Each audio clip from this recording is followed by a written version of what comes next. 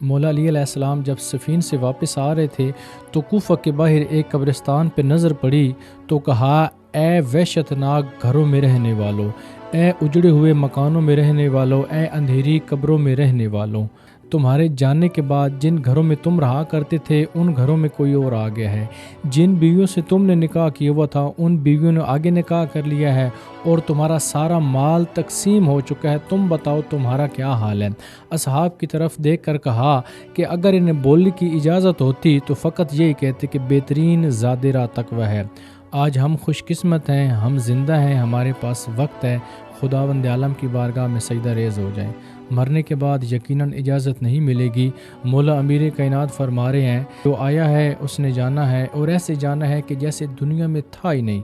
خوش قسمتی ہے ہم لوگوں کی کہ ہم زندہ ہیں، خداوند عالم نے ہمیں مہلت دی ہے، مرنے کے بعد پھر ہمیں مہلت دوبارہ نہیں ملے گی۔